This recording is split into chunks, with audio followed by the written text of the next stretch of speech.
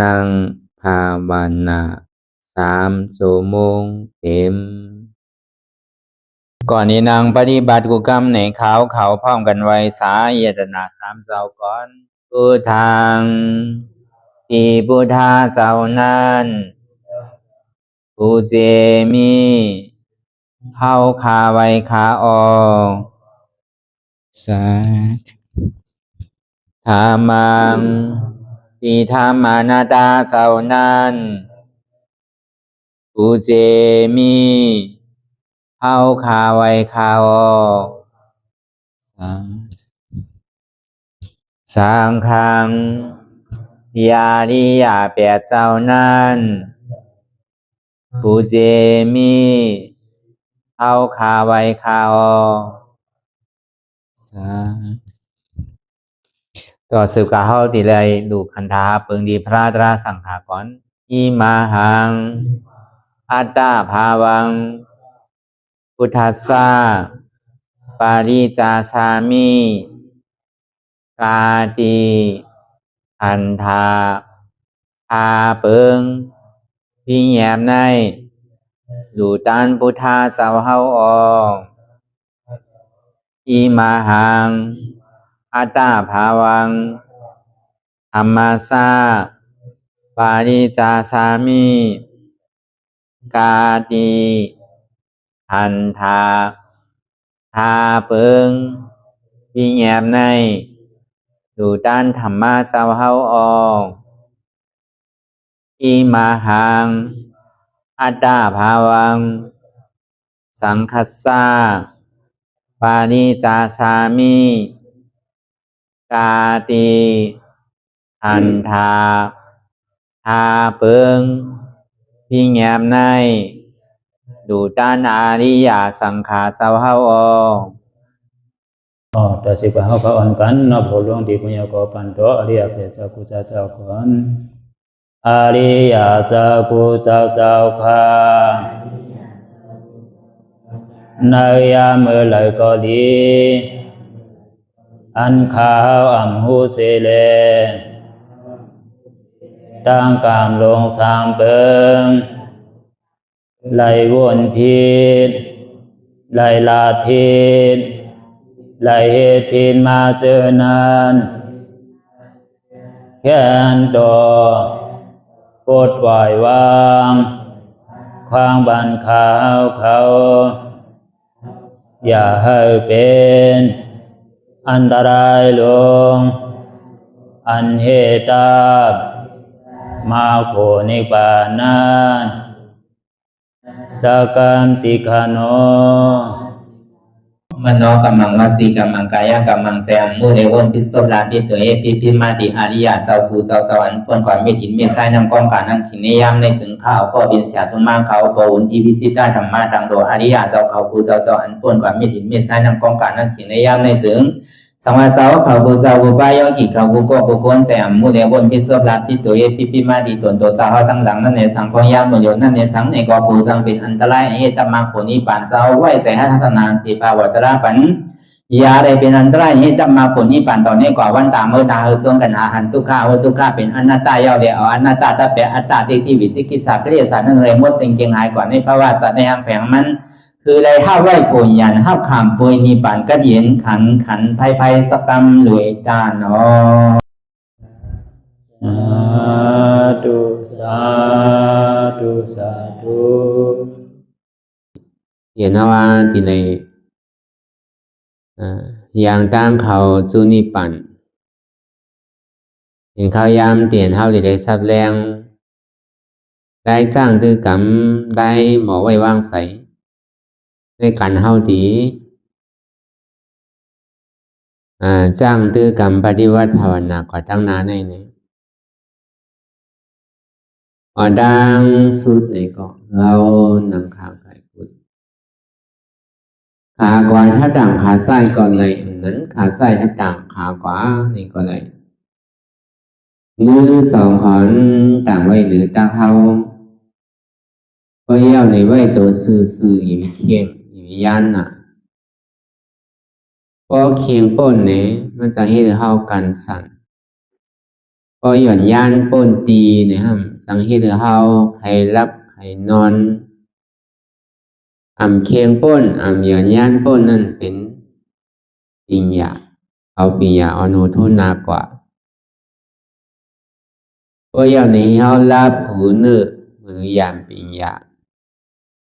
ถอมือเข้าใจลีเอาอิดสร้างถือกรรมนำรับต่างเนื้อเมื่อได้ยามปิญญาอยากตัวดีมันน้อยวิญญาณถ้าใจเตียนเฮาหูนั่นอันไรเสียนั้นในเตียนมันพูดบอกเกิดขึ้นเป็นมานั่นนี่ก็คือเฮาหมอวางเป็นอนัตตาไหนก่อนดังเอาไปหันเจ็บไปหันตุข่าไปปองแสงเลี้ยงใสเหนืออนัตตานี่ก็ด้วยดีลมเคยใส่เข้าอ่อนดังเคยใส่เข้ายาวเคยใส่ออกยาวเคยใส่เข้าลึกเคยใส่ออกลึกเข้านี่ก็เฮาวนว่าเกิดออกมาเยี่ยวนี่ก็เฮาวนว่าตายเข้านี่ก็เฮาวนว่าเป็นออกมาเยี่ยวนี่ก็เฮาวนว่าลูกปองนี่ก็เฮาวนว่าเกิดเวียบนี่ก็เฮาวนว่าตายใส่ว่าเฮาตัวหลอกหลายก็อิ่มใส่คือเอามีญาณปิญญาตั้งหันซื่อใส่ญาณปิญญาตั้งวนซื่อใส่เพราะว่าสมาธิที่สมาสังกัปปะนั้นก็คันธาเปิงตั้งแต่สิโอต่อไปตินได้หรือเฮาซ้ำถามว่าเป็นของเฮาอยู่ในติ๊กๆนั่นแหละสังว่าอวตารเนื้อตัวนี่ซึ้งมันก็เกิงมากูมือกูขิงกูข้าวยำเหมือนเก่าสังว่าอวตารในตัวนี่ซึ้งตั้งแต่ตีนถึงโหถึงตีนนั่นมีอะไรพองหล่ะในดีว่าเป็นของเฮาเตียนเฮาอู้เปิงที่สั่งพองงำไหลเนี่ยอย่าไปว่าสังเตอไหนเตียนล้มถอยใส่เขาออกก้อยเกาะเขาเย่าอย่าไปออกแลออกอย่าไปเข้าแลนี่ก็จำสั่งมันตัวดีเฮ็ดไรมันเฮ็ดไรต้องเดียนมันปองอยู่นั่นไหนอย่าเพียงมันเวียบต้องเดียนมันเวียบอยู่นั่นไหนเกาะอย่าเพียงมันปองสองอันมันเป็นของเฮาเต้ในพวกมันเฮ็ดไรในซึ้งพวกมันเขาเย่าในเกาะมันออกขึ้นเนี่ยก็หัวดีตายพวกออกเย่าเขาขึ้นเนี่ยก็ตายบ้องย่ำเบียบเนี่ยก็ตายเวียบย่ำเนี่ยป้องขึ้นเนี่ยก็ตายเดี๋ยวนี้มันหนีห่างว่ามีอะไรที่อันเท่ากับเป็นเจ้ามันนั่นเตียนเท่าดีกว่าอู้เปิงจี้สังเตียนเท่ากว่าอยู่เหนือมันแรงวันนั้นซึ่งเป็นไรเนี่ยป้นปีป้นเหลินป้นวันมาเนี่ยก็หัวตั้งเท่าตั้งเป็นตั้งตายเนี่ยมันจำมาลอยมาก็เปลี่ยนเมียวเอินเนี่ยก็มันมาหึงเหี่ยวหมดปบมงแมงใส่อยู่รอดมันกูมือกูวันเฮาไข่ตาสีกระหือเนี่ยก็ตั้งในมันได้ใจอะไรมันตีรูดีกลดีกอยดีปังเมื่อไรกันนั่นเพราะวันนั้นข้าวยำเหลียวแน่อันเขายังตึงมีลมถอยใส่คอออกแน่บอกว่าเขายังไปตาย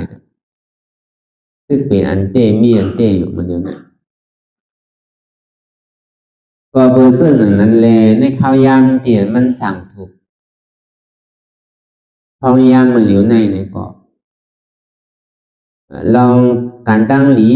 ลองการตั้งถอยตั้งเมียนนั่นก็ตีได้ว่าเขาเลยยิ้มเฮ็ดเต้นั่นน่ะก็เบอร์ข้าวยำเตียนเขายังอยู่มันเหลียวในมันหวานเจอหวานพันมันเป็นการดีการทอดการเมียนมันเป็นการจิกการซ้อมมีวิหารในกวนต่างที่นั่นน่ะน้อง จอมวิหารนั่นเนี่ยเป็นสีที่ก้องมูเนี่ยก็ลุกขึ้นต่างที่มันนั่นแต่ว่ามันเป็นการเมียนการยอดมันถึงที่ยอดฮอดถึงที่ไปอันว่านั้นก็ยังสู้พุทธคำปราเป็นเจ้าเนี่ยว่าสุในป้าไหนเนี่ยก็นังเรวัยเนี่ยสัตว์ทั้งหมดทั้งสิ่งในเนี่ยที่เรียกว่าจอดถึงนิพพานที่ก็เห็นอันว่านั้นเป็นเป้าหมายอันสูงสุดของบุญคำพุทธคำปราเป็นเจ้ากูสู่แสนป้าก็เบอร์พุทธคำปราเป็นเจ้าเนี่ยได้ป้องมาในโลกโลกาหลงเนี่ยมันใจเก๋ๆนำน่ะนำเหลือเสเมถินเมฆทรายอันอยู่ในน้ำมหาสมุทราวะอันไรป้องเป็นผู้ท่ามานั่นจังอันนับขับไหลวะก็เพราะนั้นเฮาหาเนี่ยซ้ำกับอยู่ดีไหลกับข้างดีไหลกับคำดีไหลเขาก็ยังตึงมาขึ้นข้างนั่นแหละที่เรียกว่าเฮานี่เหลือกำนั่นน่ะเนาะก็เพื่อเฮาเหลือกำก็เพื่อเฮาเมื่อก็เพื่อเฮาถอมเอาความเฮาก็ได้ทบอยู่ก้อยนังเก่าพุทธคำพระเป็นเจ้าแน่ก้อยกาเฮาทบก็ทบไรสินั่นน่ะเฮาถอมเอาคอสั่งคำสอนเอาเขาใส่นี่ก็จังเป็นไรนังเก่าก็เบิ่นำดอนพรดีเดียนเฮาไหลมาทบยาศาสนาพุทธคำพระเป็นเจ้าแน่เหมือนนังก้นหาเสียงมาโตกอยู่ที่ร้อยวีปุงล่าเย้าในซื้อก็เฮาเมาเสียงบอกเฮิรนในก็มูซ้ำเอามาหินลาผ้าและสังมาหินสีขาบอกเฮิรนในสังในก็บอกว่าเฮามาอยู่ในรอยแสงรอยแก้วรอยเสียงเราเนี่ยเฮาก็ซ้ำเอาแสงปอกในก็บอกว่าเฮาที่ซุ่มว่าเหมือนอย่างศาสนาพุทธคำลาเป็นเจ้าเนี่ยมันเหมือนอย่างร้อยวีบุญล่าร้อยเดียมันมีแก้วมีเสียงมีเหงเงินเหคำมีแก้วมีเสียงเฮาก็ซ้ำขึ้นหนูเอาปอกนั่นแหละมันนี่ก็ยินซ้ำสะนั่นก็เฮาก็หลมอเลิกเอาว่ะ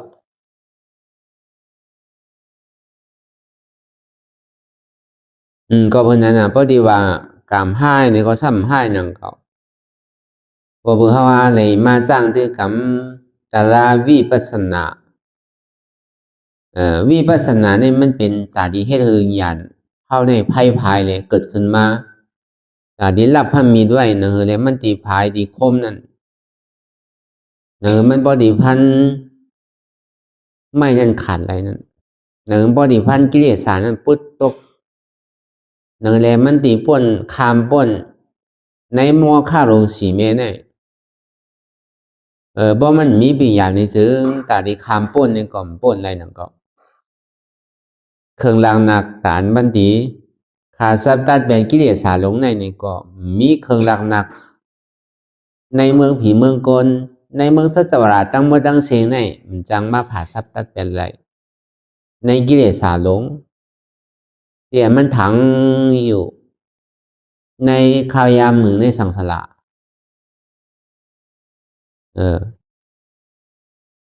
ก็วันนั้นเลยเฮาจ่องดีเลยมาพื้อกอกออกจ่องมาเปิงโลมันในเตกองเหมือนเฮาว่ามันมาตีโตนี่ก็วนกว่าซื้อนี่ก็อันว่าโตตัวอันว่านั่นที่ได้ว่าเป็นของเฮาเต้ห้านี่ก็ซ้ำไปใจเป็นเดียนปึงอิงโซแก็บโซข้าวเนี่ยพอถึงเมื่อมันลูกกลปังมานี่ก็กาดอยู่ในค่ายเฮาได้ค่ายกว่านิดๆอ่ะป้องมือไรเลยย่าเปียเชงมันก่อมเป็นที่อันสุขาซื่อสาใจเลยเพราะว่าดีว่าเฮิรนเนี่ยก็เพราะแจกเพมมีหาหลังนั่นเฮิรนหลังนึงเนี่ยเป็นเฮิรนยุคเฮิรนหลังนึงนั่นเป็นเฮิรนวิญญาณเฮิรนหลังนึงนั่นเป็นเฮิรนเวทนาเฮิรนหลังนึงนั่นเป็นเฮิรนสัญญาเฮิรนหลังนึงนั่นเป็นเฮิรนสังขารการบ่มาตัวบ่ยาวบ่ป่นตัวยาวนี่กว่าใจบ่ป่นใจยาวนี่กว่าเจ็บบ่ป่นเจ็บยาวกว่าสัญญาบ่ป่นสัญญากว่าสังขารมันปั่นตรงที่ไหนที่ก็เปิงแตกมันเหมือนเฮามีรูหาเกาะ มีลูกชาย5ก็ถ้ามีลูกไป5ก็เขาก็อยู่เฮือนเขาห้างเขาที่นั่นน่ะเขาก็ซ้ำมีเฮือนห้างเฮานั่นเขาก็ในพอใจที่ลูกทนหนึ่งมาเนี่ยเฮาเมื่อใจเขาเมื่อใจมืออยู่จ้องเขาวัน2 วันได้ก็แค่หมอกก็ในพอหึงเบียนหึงมา5 วัน6 วัน7 วันมาเนี่ยบอกให้เข้ม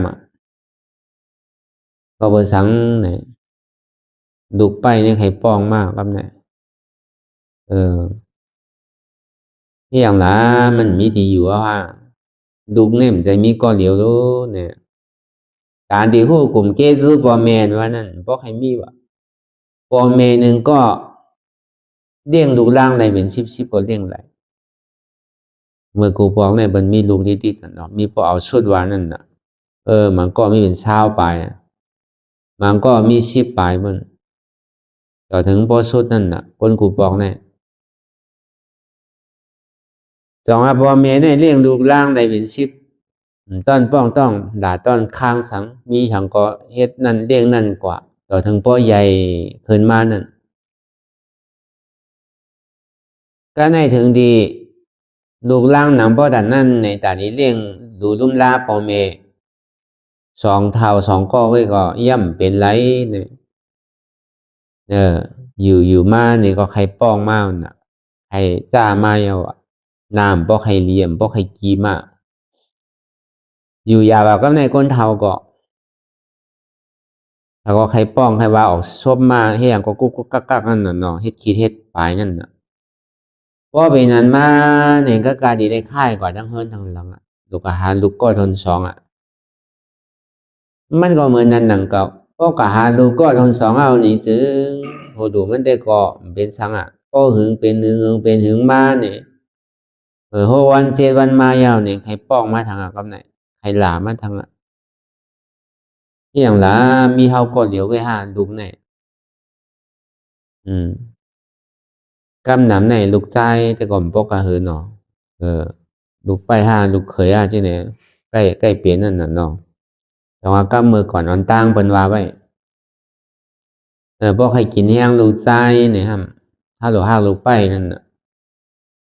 บ่ให้กินแห้งลูกยิงเนี่ยครับหลูกฮักลูกเขยนั่นน่ะคือการมือเหลียวแต่ก่อนพูดอย่างก็มันแหลกลายหมดน่ะคึดกับคึดปานจังก็บ่เป็นนั้นมานี่อยู่ยาแบบก็ไหนได้ค่ายกว่าทั้งเฮิรนทั้งหลังเฮิรนทน3นั่นก็อยู่มานี่เหมือนเก่าแห้งใจมีก็เหลียวดูลูกไหนมีหลายก็ดูมันก็ซ้ำบาทางก่อนเขาเป็นลูกเหมือนกันเสียตาเนี่ยก็เมียวพ่อแม่เนี่ยมันปันเพลงกันเนี่ยว่าเมียวพ่อเมียวแม่ก็ไหลตุกข้าขานใจก็ไหลเปียงพ่อใจเนี่ยก็ซ้ำใครปันน้ำนิดนึงหักก็ไหลนำก็ซ้ำใครปันก็นั่นน้ำมันก็นำปันมวยคักคุณกันแจกกับมวยกันเนี่ยก็ย่ำแจกเพียงเปียงกันเนี่ยดีเต้มันได้ก้นอะไรน้ำได้มันถูกดีรุ่มล่าซ้ำจังบอกขี้เกียจกันมากใช่ไหมแต่ที่หันถึงปอมีอันใดรุ่มล่ามาตั้งแต่เล็กแต่น้อยเนี่ยบ้วนเย้าอันนี้มันมีกำนำตั้งแต่เมื่อปานพลาเป็นเจ้าก็ยังมีเขาก็ว่าเอาลองอันตั้งอันไหนจิ้มเข้ากว่าเนาะเพราะมันก็เกี่ยวกับลองขันธาเปิ้งก็นั่งเก่าอันนี้เขาว่าพ่อนี่ลองตั้งหลักหนักมันนั่นอธิเปความหมายอธิเปมันนั่นใกล้กับเขาก็ในค่ายก็เฮิรนทางหลังหนึ่งเฮิรนทนศีลก็อยู่มากกว่าเมื่อนั้นนั่งเก่ามีดีกว่าเยอะเนี่ยเป้ไม่อยู่หึงละก็มาเป็นสังมาตายที่ไหนมาเป็นโยกาที่ไหนสุกซักหมดเฮาเนี่ยตัวเฮายังหาเลี้ยงตัวเฮายังกลุ่มนี่ก็เอากับไหนเมียวดูเข้าได้ใจอยู่พออยู่จ้ำเฮาได้ก็เป็นเปิงหนึ่งพวกก็อยู่จ้ำเปิ้นทำจังเป็นใจเปิ้นแปดว่านี่มีลูกเกาะอยู่จ้ำเมียก็เป็นใจเมียว่าอยู่จ้ำโพเป็นใจโพใกล้เป็นที่นั่นน่ะก็เลยอยู่จ้ำกันหึงในซ้ำขี่ใจลำหางปอเมว่า ทางว่าอยู่เฮือนพ่อแม่เสียตาก็ในบ่ค่ายก็เฮือนทนหานี่ก็เหมือนกันนั่นก็อยู่ใหม่ๆแต่ก็มันเป็นสังอยู่ก็อยู่มานี่ก็เอาอะเหมือนเก่าทั้งอะมีดีอยู่เยอะๆเนี่ยก็มาเป็นแต่เป็นเนื้อก็เลยเท่าโยกาก็ซ้ำน้ำทั้งลูกอ่อนก็หายาการเฮาบ่มไรเฮ็ดบ่มไรรับไรนอนกลุ่มกันลุ่มลานเฮ็ดอันไรป้นก็เหมือนใจเฮ็ดพักว่าเกิดเจียมนาวะเกิดจางนาวะแข็งป้นดีน่ะป้อมไม่เอาไม่ป้นดีวะป้อกัดก็สมากัดนาวะอันใดก็มันถูกใจคนเท่าแน่เนี่ยต่างปองมาอันกำไหนเปิงแตกมาเนี่ยมันเป็นซื่อนี่สิในขันธาเปิงอันวันนั้นการมันค่ายกว่าจริงค่ายกว่าต้องอ่ะเมื่อหลูเงาเพิ่งมันได้มือเข้ามานั่งใหม่ๆเนี่ยมันก็เจ็บจอมขาจอมมือจอมตัวเนี่ยใช่ก็เนี่ยพอตัวกว่าตัวมาตัวกว่าตัวมาตัวกว่าตัวมาวนกับวนมาวางกับวางมาเนี่ยมันตัวเตะตัวเนี่ยก็ก่อยย่อมหับมาอะไรวะมันใจของเขาบอกว่าเฮิรนหลังในก็มันเป็นที่อันเก่าปึงเกอหลีไรเต้เนาะเนี่ยก็อยู่ไรเย้าเฮิรนหลังในก็ดีค่ายกว่าทั้งเฮิรนหนึ่งเย้าแกบอกว่าที่นั่นนะเพราะค่ายกับทั้งเฮิรนนั่นเป็นเฮิรนสังละเฮิรนวิญญาณเหมือนดูเข้าทนสองนั่นน่ะพออยู่กว่าอยู่มาลองใส่อันว่านั่นพอหูหันกันจอมใส่กูสามเสียนเปิงเดี๋ยวมันวนกว่ากาวากาเป็นนั่นผู้หันตันจอมมันอยู่เฉยๆวนตั้งหลังเลยสังตั้งนาเลยสังอันวนนั่นเลยสังอันมันวนอยู่กาวากาเป็นนั่นเลยสังใจตัวไหนก็ใจว่าที่อู้เปิงไรตัวไหนให้วนสังก็วนกว่ากาวากาเป็นใจในก็เป็นอนัตตามันใจของเขาเฮิรนหลังในก็เขาอยู่ก็กัดยินไรก็หลกค่ายเอาก็ในบ่ค่ายก็เฮิรนวิญญาณเข้ากับในเฮิรนเวทนาเหมือนถ้ามันยังตลานั่นน่ะเพราะมันผ่านตัวผ่านใจเอาเนี่ยก็มันเจ็บกว่าตั้งเสียงตัวก็หายกว่าตั้งไรก็มู่ใจก็หายกว่าตั้งไรก็มู่เพราะมันหนาวเจ็บก็เดียวอันนี้มันเป็นเมื่อข้าวยำหมอกกะ3 วัน 4 วันกันนั่นน่ะเพราะป้นนั่นกว่าก็มันก็ง่ายก็หนังเก่าเพราะว่าเจมันก็ในพออยู่เฮิรนทน3เนี่ยก็มันเป็นเฮิรนเท่ารุ่นไหนมันเป็นเดียนเฮาปึงเกอหลีไรเต้รุ่นไหนเฮาอยู่ก็มีอธิเบสังเฮาโดดค่ายมันยาวอ่ะโดดค่ายกว่าต่างเฮิรนยาวอ่ะดูเฮามีเป็น5ก็แล้วก็ถึง1ใครตัวก็ค่ายมันเนี่ยปลายมันเนี่ยก็โดน2ใครตัวก็ค่ายปลายมันเนี่ยก็โดน3ใครตัวก็ค่ายปลายมันเนี่ยพอมันตัวเจ็บตัวสั่งกว่าที่เนี่ยพอมันอิ่มตัวมายาวนี่ก็เจ็บเนี่ยมันก็ค่อยๆยายหายกว่าอันมันเป็นก้อนเป็นใหญ่เป็นปึกนำไว้เนี่ยก็ค่อยหายกว่าหายกว่าก็ในพอมันหายกว่ายาวมันอีกกับปอเกิดขึ้นทีใดหนึ่งตีอีดออดฉะนั้นนะครับเนี่ยก็กับอีดออดเนี่ยก็ง่ายๆนั่นก็ใครแห้งไว้อยู่ก็เนี่ยมันก็ค่ายเฮิรนหลังในเฮาอยู่แล้วอยู่ก็มันมีความสุขอยู่ก็มันมีดองตังกันเย็นมันอยู่เปล่าก็ในบ่ค่ายก็เฮิรนหลัง4ในซึ้งห้องเฮิรนสัญญาตัวนั้นเป็นเฮิรนเปิ้นห้องว่าปากหวานกลชมนั่นน่ะเฮิรนสัญญาเนี่ยมันเรียกว่าเสตาเนี่ยก็มันหลีถอมมันห้าวแห้งอยู่เสตานี่ก็ยิงเรียกก็ยิงเจ็บยิงลานกำปอดก็แค่ยิงเตอร์ใจนั่นที่เปมันในเฮาว่าเปิงแต่อันเฮามีลุมนั่นมันหวานอยู่ก็กับมันหวานมันลีเอามันหวานป่นน่ะมันผิดปกติอันเป็นว่านั่นน่ะก็ในอยู่เย็นต่อถึงพออันนั่นมันแน่อันหวานอันเด็กมันแน่ต่อถึงพอหายกว่าถึงดีพอที่เปลี่ยนก่อนถึงดีพอเสียงอกเสียงใจว่าเฮิรนหลังในก็เป็นที่ปึงคือหลีไรเต้รุ่นไหนที่อยู่ให้ยังหลกค่ายเอาเปิ้นใครตัวเฮาเยา ปิ้นเฮ็ดทางเฮาไรก็เฮาก็โหลเฮ็ดทางเปิ้นปล่อยพาเฮาไรก็เฮาโหลปล่อยพาทางเปิ้นกว่าเนี่ยซ้ำดีตืออะไรอยู่สังติ๊กๆล่ะมันดีก็เย็นซ้ำฉาสังล่ะแน่เป็นที่นั้นน่ะเนาะก็ในว่าค่ายก็เฮิรนโทนหาว่ะเป็นเฮิรนสังขาราว่ะ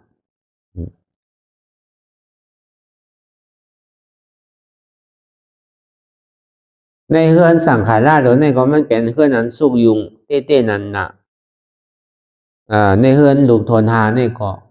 ก่อนน้ำก้นก่อนน้ำตึกหนุ่มมุนอ่ะซ้ำเป็นลูกลาน่ะเนาะซ้ำบ่ฮู้สังเตอนั่นน่ะอาโยงก่อนน้ำก้นก่อนน้ำก้นก็เข้าๆออกตาดีรู้เรียลุ่มลาก้นเท่าก็มจังลุ่มลาในเต้ๆก้นเท่าก็ใจก็มนิ่มcho này cả hậu ạ có gặp bao nhiêu quả mượt ma có hơn lắng này có bên tiền hậu bưng cơ lý này tê đủ đục cầm đơn suốt này có đục lang cầm đơn suốt này có hậu cản có bờ hơn hậu léo cồn băng này ạมันตีอยู่แล้วเนี่ยก็บนนั้นเนี่ยhậuมาหาตีปึงเพิ่นเขายังตึกใหม่อยู่แหละเฮามาหาดีอยู่ดีเศร้านะคือเขาดีดูแลลุ่มลาเฮาด้วยถึงเฮานั่นเฮาก็กันหาดีบึงดีเองก็บ่มีลูกเป็นสิหาก็รู้มีเขาก็มีเฮือนทางไผทางมันยาวอ่ะถึงนี้กำนึงสุดมาก็มีเฮือนหลังไหลมีลูกก็ไหลรู้แต่ดีดูแลลุ่มลาเฮาไหลเนี่ยเฮือนหลังกำนึงสุดก็แค่นตึกแค่นให้เป็นเดียนก็ดีแล้วเลยหันดีๆแจงๆแรงๆเอวอ่ะใจของเฮาเต้รู้ไหนใจลูกเฮาเต้รู้ไหนใจเฮิรนเตียนเฮาตีปึงอีกไรในกำลึงสุดของอาสาเฮาเนี่ยปึงอีกไรเต้รู้ไหนเฮาหลกคายเอาไปเอามันโหก็อยู่ตามโหจังเฮ็ดเถือเฮาจังเมเนี่ยก็จังเฮ็ดเถือไว้ใจว่ามันใครรู้ใครโกนใครก้อยใครปังก็เติงมันละเฮิรนมีก็ลูกก็อยู่จ้อมเงาไม่เงาตอกมีเฮิรนนี่ก็ลีอยู่ป้อหนูเลยสุกสั่งป้อหนูเลยก็ลุ่มลาเขามีตั้งเฮ็ดตั้งหาตั้งกล้าตั้งขายสังนี่ก็ยังดีกัดเย็นถ้าเฮามือย้อนเบิ่นก็ยาวอ่ะย้อนเบิ่นกี่แนวก็มันผิดมันผิดศีลผิดธรรมเบิ่นปานนั้นไหลนี่ก็เฮาก็กินแต่ที่คืออายุอาสาเฮานั้นอยู่กว่าแกแล้วบอกว่าที่นั่นน่ะถึงดีกำเนิดสุดมาเนี่ยก็ขันตาหาเปิงเตียนตัวเจ้าเก่านั่นก็ดีเลยปล่อยพาไปเสียงอ่ะเฮิรนตัวเจ้าเก่าในอยู่มากข้าวยามมึงนั่นเฮิรนลูกในหาหลังนั่นเนี่ยก็มันเป็นที่ปึงเกอดีไรเต้เป็นเตียนเฮาปึงไรเต้อย่าไปเสียหลายมันอย่าไปขลายมันนั่นอาทิตย์เพียงเป็นเช่นนั้นอันว่าเฮิรน1 2 3 4 5นั้นรูป้าขันตาอนัตตาเฮิรนหลังลูกตัวในก็เป็นเตียนปึงเกอหลีไรเต้จังปึงอีไรเต้นั่นน่ะเฮากะกาดีไรค่าย่ายกว่าเย้าจังอยู่ไรเย้าเฮิรนหลังในก็มั่นใจของเกาเต้เป็นเตียนเกาดีอยู่ไรกัดเย็นไรเต้ปล่อยพาวางเย้าเนี่ยก็ในถึงมา2ในวิญญาณหน้าขันธาอนัตตาเนี่ยเฮิรนหลัง2อันว่าในก็เป็นที่อันปึงเกอดีไรเต้เป็นที่อันเฮาที่ไรกัดเย็นไรเต้ปล่อยพาวางเย้าเนี่ยทำไมวิญญาณนั่งขันธาอนัตตาเวทนานั่งขันธาอนัตตาเนี่ยเฮิรนหลังทน3ในก็เหมือนนั้นหนังเก่าเนี่ยกัดการที่ไรปล่อยพาวาง8เย้าจังเป็นที่อันปึงเกอดีไรเต้ค่ายกว่าแลก็ในสีมาในเฮือนสัญญาหน้าขันธาตัวในเนี่ยก็เป็นอนัตตาสัญญาตัวในก็เป็นเดียนปึงเกอดีไรเต้ไม่เลือกัดเย็น3 3ไรเต้ค่ายย่ายกว่าแล้วมันใจเป็นที่ของเฮาอยู่ของเฮาเศร้าเมียวอันที่มันจังอยู่เศร้ามันห่อนมันเดือดมันไม่มันตุกข้าตัวตุกข้าใจเฮาโดดมอปล่อยพาวางแล้ว ค่าใหญ่กว่าเฮิรนทนหาในก็เหมือนนั้นนั่นก็เบนเดียนปึงเกอหลีและซ้ำสาใจได้เพราะว่าสังขารานาขันธาอนัตตา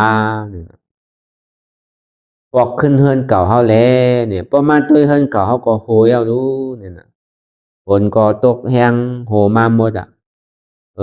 เมียวเฮิรนก็มันเป็นเฮิรนนั่นเมียวลินกูบอกเฮ็ดนั่นน่ะเนาะฝนตกมาแห้งลมก็แห้งฝนก็แห้งเอาก็มันหยุ่มและมันสั่นความหมดเดียวเฮาดีเฮ็ดถือล่ะในเนี่ยเฮาดีจังเฮ็ดซื่อล่ะในเนี่ยปล่อยมันแลคือมันก่อยแลมดูกันเมียที่เมียก็ห่อมจังเมียก็ห่อมเป้ที่เมียมันไหลทางเอาจ้าแปดหรอกดูอยู่ยาวเป็นเฮิรนห้ามแปดอ่ะเฮิรนห้ามมันว่านั่นมันเมียโคอันมีกามีคันอันอยู่ในหอในเฮิรนอันเฮายามเฮ็ดเฮิรนกูปอกเฮิรนใหม่เฮิรนแคมเฮาเฮ็ดเสียงเงินเสียงทองอัตตานี่มันเหมือนที่นั่นอัตตานี่มันเอามาเฮ็ดแต่สร้างเฮิรนหลังในเกิดขึ้นมาหนังเล็บบนดิ่มจังยาจังเก้าจังจนหนังเล็บฝนดิ่มโหมุงปันหนังพัดตูนั่นรวมดิ่มพัดทองแห้งเข้ามาในเหลียดดิ่มเตอร์แห้งพวกนี้เฮาก็ก่อปันเฮ็ดพัดตูป่องพัดตูหลงหนังเล็บโกบันจังมายามาหลักมาสนนั่นเอากักเซาแทบไว้ก็ในปกติมีเฮิรนอันหนึ่งอันเหลียวก้อยในเด็กก็เพราะมันมีสังหางพังวางไว้เป็นตีต่างห้าเป็นโซฟาสังเป็นคนนี้เจอห้าสังในก็ซ้ำโดให้ทางสังหึงปอหลีดูดีด้วยนั่นน่ะเนาะก็ในพอหึงเป็นหึงมายาวเนี่ยมันเก่าเศร้าเว้าหมองหมดปกมองแมงไส้เอายาเอาเก้าเอาเนี่ยมันดูมันก๋อยมันปวดมันปังน่ะตียาเลยเอามาใส่ก็ซ้ำบอดอยู่นั่นก็มันก่อมขามได้หึงอยู่ในหึงก็เพิ่มมันหมดตั้งหลังเอาปกกินตั้งหลังเอา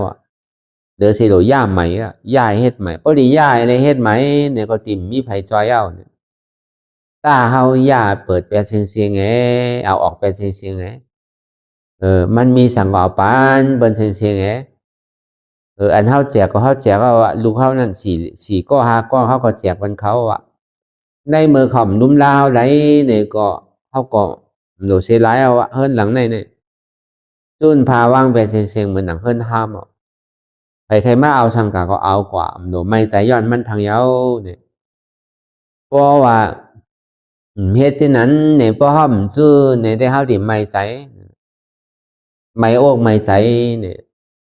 แต่ว่าเฮิรนห้ามเนี่ยมันเหมือนหือละเฮิรนห้ามเหมือนว่านั้นเฮิรนหลีทำเหมือนหือละเฮิรนหลีนั่นหูอันที่มันมีอยู่เมื่อเดียวเนี่ยมันซ้ำติดเสียงก็เบอร์มีหูเดี๋ยวได้ยินเสียงพอยินเสียงอันพอใจถูกใจนะครับจับอกจับใจพอเสียงเหลี่ยมจับอกจับใจพอเสียงเหลี่ยมเนี่ยเป็นต่อสะใจหลีหมักตาเดียนได้หันหางนั่นเนี่ยพอหมักตาต้วยเขากว่าพอเป็นหางหลีนะครับถูกอกถูกใจพอหางซ่าเนี่ยครับถูกอกถูกใจเป็นต่อสะ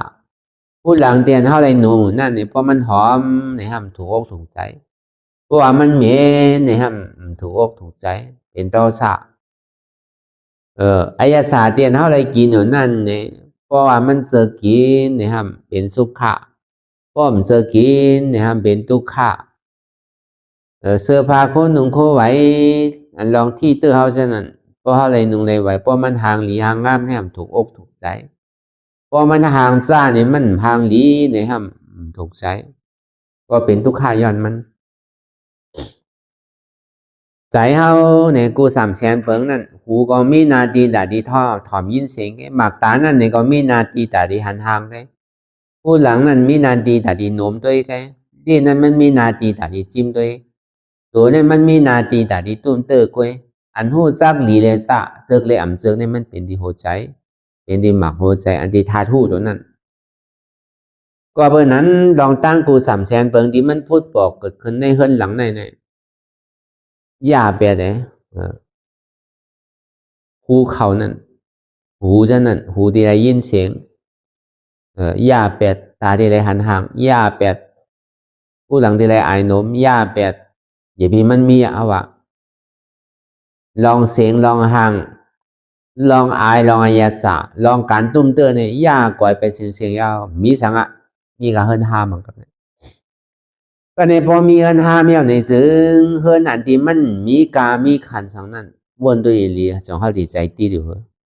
อันเฮาใจติดนั่นก็เบอร์มันมีของอันมีอโพตันมันมีอันของมีกามีขันไว้นี่แหละก็เฮาดีกว่าดังไหลเนี่ยก็ใจติดอ๋อเฮามีเงินไว้ดีไหนเฮามีโคเลี้ยงอันแคมอันเดียบไว้ดีไหนมันมีกามีขันไว้ในโกเบิ่นมาจนเอากากซอแทบไว้อีหลีเหลือเสนั้นมาในห้ำเอากล้องวงจรปิดทางนั่นน่ะโกเบิ่นจังมันหลักที่ในหูกล้องมันมันเป็นอันไม้อกไม้ใจของนั่นน่ะเหมือนนั้นดังเก่าแต่ว่าการตลาดนั่นนี่ก็เขาอย่าไปเอาลองเสียงสปาเสียงเนี่ยมาเข้าอกเข้าใจปีกไปเลยหูตัวนั่นก็อ้อมมีหูก็มันจังเอาเสียงมาเข้าเอาอันนี้เฮาว่าเป็นผู้ลองในนามมาทำกับเฮามันใจว่าตัดหูเป็ดได้มันใจนะตุกข่าย้อนมันนั่นก็ตัดเป็ดก็ทำตัวยาเนี่ยเบิ่นก็ซ้ำเดือใจนั่นก็อันนี้เฮาว่าอดีเปมันในนามมาทำกันในลูกก็มันตึกเป็นลูกห้างมันก็นั่นก็มักตาดีอะไรหันทางนั้นเนี่ยก็ย่าแปดยาวคอกแปดยาวอย่าพี่มันมีเอาอย่าพี่ก็เอาลองหางอันเท่าไรหันมากกู300,000เปิงมากเขาอกเข้าใจเอาหรือย่าแปดผู้หลังเดียนเท่าไรติดลองเสียวอันนี้หอมันในเหม็นเช่นเองก็ย่าแปดยาวอย่าพี่มันมีผู้หลังเนี่ยก็เอาออกไปเลยส่วนวิทยาศาสตร์เตียนเท่าไรจิ้มในกินอยู่นั่นเนี่ยก็กินเบอร์โลอยู่แกใจว่าอยู่ที่ไรกินอันแค่มันแลบอันคือกันต้อนใจเนี่ยอันนั้นก็ชิมไปเลยลองกินนั่นก็อย่าไปเอามากเขาอกเข้าใจป่นลองตัวเสื้อผ้าคนนุ่งเขาไว้เตียนเท่าไรที่ไรเตอร์ไรนุ่งในไว้นั่นนี่ก็นุ่งปนตาดีโฮมฮับตาบันจานหวยก็หนังเขาใจที่ได้เข่งเลยคือเป็นพออามออมใจก็เย็นเอากำไนพอดีว่าเท่าที่กับวนใครใจลองสั่งกำไนมันมี2เปิงหนังเก่าเนาะการนั้นเท่าว่าย่าแบบเสียงแล้วเฮิรนดังไหนสังว่ามีไผเลี้ยงเนี่ยก็ย้อนกินแล้วมันเหมือนเจ้าสังขายานเขาเนี่ยน่ะปันหนมปั้นป้อโดปันตะกาคือไม่ใสนั่นน่ะทีไรมัน3 วัน3 โขงก็มันมีอยู่น่ะก็ย้อนมันเปิ้นถึงปันเปิ้นก็โจมปันดังเก่าก็เป็นเจ้าสังขายาหันเนี่ยมันมีหอมีเฮิรนอธิเปมันมีหอมีเฮิรนมีลูกมีล่างสังเอาจุนเอารู้เหมือนทว่ามาเหมือนเศร้านั่นลูกก็เปิ้นตัวเอารู้ก็จุนเอาดิกะไม่ใจทางเปิ้นเปิ้นเปียวก็ลองเปิ้นนั่นคือเปิ้นเปียวดีๆดอกเฮิรนเฮาก็มีเอารู้เฮาดิกะไม่ใจเฮิรนเฮาติได้ท่ามนาเฮิรนก็หนูท่ามเอากำหนดใส่การนำกำหนดใส่กาไพ่ว่ากำหนดไรลุ่มล่างเฮิรนว่ากำหลังคาปองว่ากำพัดตูมลีว่าใช่ไหมผมกำไม้ใจหนูลุ่มล่าเฮิรนอยู่ที่เต็มเปียดย่าไปเสียงมาเป็นลูกพระราเป็นเจ้าย้อนกินเอาก็โดยได้สุกซ้ำโดยหากินโดยได้กะกล้ากะขายสังอันนี้ก็มันดีกันเย็นกว่านั่นนะฮะว่าอธิเปมันก็ฮาวันเนาะฮาว่าคือมันหันนำหันโตหึงเป็นหลักหนักอธิเปมันอันเฮาตีพึกตาดีจุนในขันธาหาเปิงแต่ดีจุนเฮิรนเจ้าเก่านั่นเพราะเป็นเช่นนั้นพอเฮามาวนทัดสังตัวดีๆเนี่ยมันกัดเย็นเอาน่ะมันบันตั้งไม้ไผเอาน่ะเมื่อเหลียวเฮาว่าสังขาก็ซ้ำเจรู้มันมีดอกไผมันใส่ตอนเตเฮาอิ่มไรในกองยาวน่ะมันใจโลเอามันนำสังกะเหือถ้าหมายเยก็ไรเฮามือหาตุ้งซ้อมจำวันจำคงอยู่ไรพระเป็นเจ้าสอนไว้คือไรตุ้งซ้อมกินนั่นในท่ากันในทุตังกาวัด13นี่ก็มีไว้อยู่เนาะ1ตุ้งซ้อมกินอยู่เส2กินในสาปิด3กินตาเลี้ยว4กินเนี่ยว่าพวกลูกก็กิน5เปิ้นมาส่งตั้งหลังก็เอาใช่ไหมเนี่ยก็มันเป็นพรหลีในทุตังกาวัด13ให้เธอใจเฮามีรอพาต่อ3ม5คือมันเว้าลงนั่นน่ะเพราะว่าเดี๋ยวมันกัดเย็นเพราะเป็นนั้นในใจเนี่ยมันอิสระยากกว่ากันตะลามากตะลาโผตะลาเนี่ยก็มันดีเจียวถึงไว้หนึ่งได้ในศาสนาพุทธขั้นพระเป็นเจ้าเนี่ยก็เลยให้ฐานคำว่าในศาสนาเนี่ยที่ได้อยู่จ้อมปักเปิงเอาเนี่ยก็การตะลาก็ตัวตอนป้อดูแลไม่ใจลองกล้าลองขายป้อดูแลไม่ใจลองตัดที่ใส่ซบใส่ต้องแต่คนกำหนำเนี่ยมันโหลเฮธาโหลหากินหาวาลู ตัวได้กินลีกินนอนดีน่ะอันนี้เฮาว่าเปิงเตียงลองตั้งยุงนำขันถาเนี่ยเฮาหลุได้ฮัดจุนที่นั้นก็เฮาว่ามันใจมาหึงเอารู้มันกลดุ่มปังวันหนึ่งก็ดีเป็นวันหนึ่งหนังเก่าที่เพิ่งอีกสังไรเต้เหมือนเฮาว่ามาเหมือนเศร้านั่นน่ะที่เป๋มันนั่นในเมื่อปืนอะไรก็จุ้นแน่พาอะไรว่างแน่ที่ใครเอามาเป็นของเก่าอย่างติ๊กนั่นน่ะที่เดี๋ยวมันใจตัวเก่าก็ยังตึกว่าเป็นตัวเก่าติ๊กล่ะสิที่ว่ามันใจเก่าเนี่ยก็ลูกตัวเก่านั่นมันซ้ำว่าใจตัวเก่ามันซ้ำใจว่าใครตัวเก่าอันว่านั้นมันซ้ำปล่อยเป็ดเก่าไรเนี่ยเก่าซ้ำดีกลุ่มกะหาวันขอมันในย้อนอยู่จอมมันอย่างติ๊กนั่นน่ะซ้ำมาเป็นดูเก่าติ๊กล่ะที่มีอาจองอาโจดีหังปล่อยแล้วเนี่ยของวันนั้นน่ะเพิ่นยุคนั้นก็ในลูกของวิญญาณเฮิรนหลังวิญญาณที่ที่มันมาใจเก่าก็สามารถตึกว่าเป็นใจเก่าอยู่เป็นดุกเป็นหัวใจเก่าอยู่ดุกในหมากหัวใจเก่าอยู่ที่ที่เปิ้นป้อมสอนเฮาเป็นพ่อแม่เฮาในเฮาซ้ำเดียวมาเป็นลูกเฮาติ๊กๆยังปล่อยพาว่างไปแล้วอย่าไปเสียหลายอย่าไปใครอยู่เมียวที่เฮ็ดให้เฮาทุกข้าขานใจอยู่ในสังสารวัฏทุกข้าขานใจลงในปล่อยพาว่างไปแล้วเนี่ยอันนี้เฮามาพูดก็อดีตเป็นที่ในหนังเก่าก็ในสามมาในเฮิรนเวทนาลูกอันที่เป็นลูกเวทนานั่นในก็เปิดมั่นใจของเฮาในเลยมันก็เฮ็ดกว่ากาวากาเป็นด้วยสีด้วยหามันเคสสื่อเฮ็ดใครมาสื่อมากใครว่าสื่อว่าเอามันว่ากาวากาเป็นป้อมด้วยหน้าด้วยตาก็เป็นปอเป็นเมมันนั่นในเมื่อเปิ้นเฮ็ดไรก็เฮาก็ต้องเฮ็ดไรในเมื่อเปิ้นสอนเฮาเป็นปอเมก็เฮาก็อย่าไปสอนมันเป็นลูกเหย้าเนี่ยเกิดมาก็เหลียวกันหนังเก่าเปิ้นมาจอมรู้เนี่ยไว้ใจที่ไหนก็พาวางแปลนแล้วนั่นก็มั่นใจของเฮารู้เวทนาหน้าขันธอนัตตานั่นสัญญาหน้าขันธอนัตตานั่นในก็เหมือนนั้นหนังเก่าลูกสัญญาที่มันเป็นอยู่นั่นเนี่ยมันเป็นของเฮาก็ช้ำตึกว่าเป็นของเฮาอยู่มันใครเป็นก็เป็นมันใครกับพูดทีไรก็พูดใครกับปอดทีไรก็ปอดมันใครกับต้องทีไรในก็ต้องอยู่ดีๆในซึ้งมันตึงติ่มเหมือนอกเหมือนใจเฮาไหลเปิ้นเฮ็ดไรห้างเฮาก็เฮาดอกเฮ็ดไรห้างเปิ้นกว่าในก็มันใจเก่าลงใจลูกเก่าลงอนัตตาไข่เลยใหญ่เลยอย่าไปใครเสียลายอยู่จ้อมทางสีปอกอย่าไปปอกขึ้นมาปอสองยาวคือมันยาวกำไหนคือมันปอกำไหนคือมันสุดกำไหนคือมันเสียงกำไหนไว้ใจจินเนี่ยตามันตียากกว่าแปดพาไปนันบาเนี่ยเป็นไรเนี่ยมันถึงมีถึงเป็นไรเพราะไว้ใจขาดพูดจินเนี่ยเอาก็ก็ในเฮิรนสังขารานั่นนู้ในก็เหมือนนั้นหนังเก่าในลูกสังขาราเฮิรนลูกสังขารานั่นในก็จื้อในก็เปิ้นสอนว่าเฮาเนี่ยเป็นปอเป็นเมยเฮาใครวนมาเป็นลูกเฮาตันหือในก็มันก็ตึงติ่มบ้วนมาเป็นบอเป็นเมมบ้วนมาเป็นของเฮายาวมันใครเป็นหือเป็นมันใครกว่าอะไรกว่ามันใครเหล่ไรเหล่มันใครแอวไรแอวเนี่ยมันใครกว่ากาวากาเป็นเนี่ยก็มันตึมโหนหลังปอกมาแต่ที่มาตัวดูลุ่มลาเฮาเนี่ยอีหลูเฮาสีอีดกว่าที่กะสังขารเนี่ยอันหนึ่งยาวอันหนึ่งสืบเป็นสืบรูเรียงลายค่ายกว่าที่คือปอกขึ้นมาเหมือนเก่ามีในห้องสังขาระเรียกลายค่ายสืบเป็นสืบรูมีมือกึดมือลือปอกขึ้นเอาเก่ามือว่าในมือในก็เหมือนเก่าป้วนกว่าเย้ามือว่านั่นก็เพราะเหมือนในป้วนก็ซ้ำขึ้นดีเป็นมือว่าขึ้นมือผูกในซ้ำดีเป็นมือในเฮ็ดที่ไหนกว่าที่เนี่ยเขาตึงมาดูแลลุ่มลากเขาตึงกว่าใครกว่าที่ไหนก็กว่าใครปล่อยซื่อก็ปล่อยใครพาซื่อก็พากว่าตึงเอาเขาอกเข้าใจเขาเย้าเขาซ้ำกลุ่มการดีเอามาเขาอกเข้าใจแหละตึกว่นอยู่ลองตั้งเก่าตั้งหลังในใครมันปอกมาเหมือนเก่าอันว่าเนี่ยเปลี่ยนไรอยู่กว่าก็ทุกข้าขันใจหลอกลายแกตีอยู่ให้อย่างละปล่อยพาว่างแปดเสียงนี่แหละในเฮิรนขันถาทั้งหมดทั้งสิ้นเนี่ยในลูกเตี่ยมันมีไว้เนี่ยอย่าไปกวาดทางปอสองเย้าเนี่ยถึงปอเฮิรนเจ้าเก่า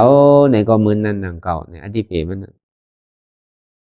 อย่าไปกลัวยาวจุนไปแล้วเฮิรนเจ้าเก่านั่นก็เป็นเตียนดีดูดีตัวอย่างเรารู้ มันบ่รู้บ่กวนบ่ก๋วยบ่บางยาวหลังคามันบ่โหผ้าถุงบ่ก๋วยหมดปลวกมองแมงบ่ใส่กินร้อนมันหมดยาวรวมมาทองมาเสน่ห์ก็เขากว่าเสียมเป็นอันยุ่มกัดเย็นแล้วนี่ซ้ำที่เสียหลายมันยังปล่อยพาว่างไปเลยแหละมีเฮือนอยู่เนี่ยก็ลูกก็ย้อนเบิ่นมีที่อยู่ที่เศร้ากินก็ที่ไหนมันกัดเย็นเนี่ยก็ลูกก็โฮมพ้อยที่นั่นก็โฮมพ้อยที่เฮามีดองตั้งยีเยียบกับมันก็โฮมพ้อยที่อันว่ามันใจของเฮาเป็นของเฮาอยู่ที่ไหนเศร้าที่ไหนกว่าที่ไหนเนี่ยก็มันเป็นที่อันไม่ใจไม่อกไม่ใจตัวเดียอยู่กว่าคือมัน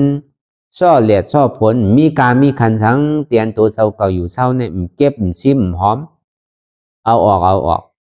เพราะว่าอยู่เตียนมันมีการมีขันใจเป็นของเฮาใจเป็นอันแค่มันเรียบตัวเดีย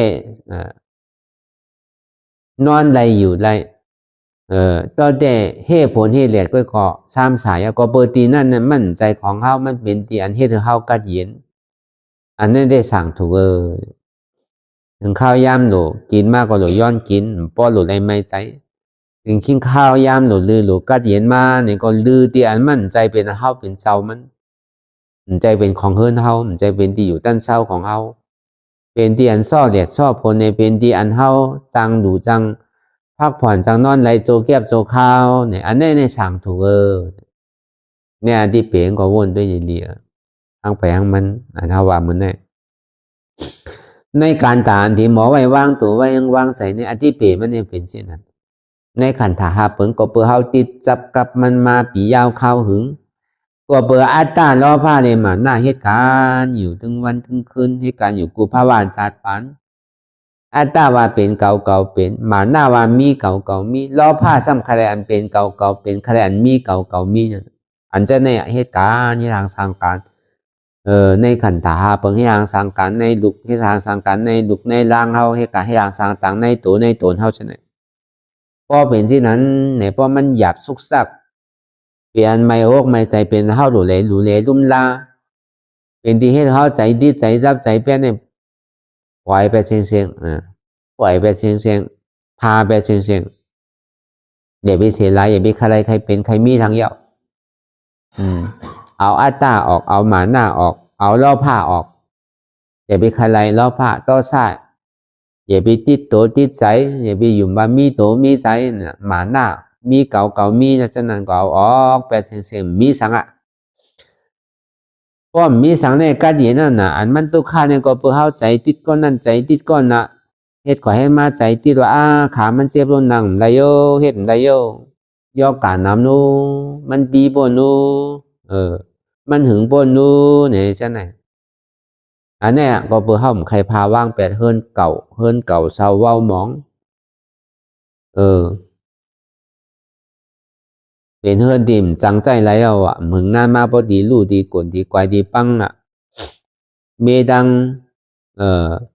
เมตีหนึ่งพอป่องทีหนึ่งเอาหลังคามันในสังพัดตูมันนั่นในสังมันป่องมาพอฝนหัวฝนสังมาเนี่ยก็หาเมกกำปอป่องตั้งหลังทั้งกำปอป่องตั้งอ่องกำปอป่องตั้งจานทั้งนั้นมันดีให้ถึงเฮากัดเย็นเมื่อไรเฮปอกหลังก็เปอมันเก่าเศร้าว่ามองมันมาหึงเยาวเลยใครมีกะหือนี่ก็หัวมันดีกวนดีกว่าดีปังไว้หนึ่งพระตูก็เหมือนนั่นหนึ่งก็มีผายหนึ่งก็พระตูผายหนึ่งบอกก้อยเอามันดีให้ถึงกัดเย็นเสื้อสาไรที่แจที่หลักกลุ่มการมีหอมีเฮือนอยู่ที่ติ๊กได้มีเมื่อกัดเย็นนี่ปอกเพราะเมื่อไรมันทูบแปรได้เมื่อไรมันหืมเป็นเฮือนห้ามแปรได้ในแต่ก็มันดีตีอยู่ที่ติ๊กมันดีไม่ใจเฮือนมันอยู่ที่ติ๊กการมีก็ซ้ำกาเก่ากายกดีกวนดีปังของที่ก็ตายาไปเลยก็เย้าอำนูก็เสียหลายมันมีเฮิรนอยู่ก็เหมือนเฮาว่ามาเหมือนเจ้านั่นสังว่าทางใหญ่ตาดีกว่าได้ลีเลยเสียในเฮิรนหลังในเฮาอยู่แล้วก็เฮาที่ก็อยู่ที่เฮิรนดูเฮาก็ดีรุ่มล่างก็เหมือนว่ามาเหมือนเจ้านั่นนะมันซ้ำหนีปึงอิงสังไรล่ะเพราะเฮาดีกว่าเฮิรนใหม่เจ้ามันซ้ำขี้ป้องขี้หลาโลกำไนซ้ำหักโลซ้ำลุ่มลาโลซ้ำไว้ใจเหมือนปอเมโลซ้ำดีอยู่ให้ยังเช่นนั้นเพราะแน่นที่เขามีลูกหาก้อนนั่นก็โลเสียลายกว่าทั้งเย้าถ้าอยู่ก็เย็นมันเป็นให้ถึงเขาก็เย็นซ้ำสาแต่ที่ให้ถึงเขาก็เย็นซ้ำสาเนี่ย เป็นโฮมของศาสนาและในซ้ำศาสนานั้นการเย็นซ้ำศาสทั้งหมดทั้งเสียงเนี่ยโฮมศาสนาในการเย็นหรือเปิ้นเปิ้นห้องวันหนึ่งโฮมต้นไม้วะ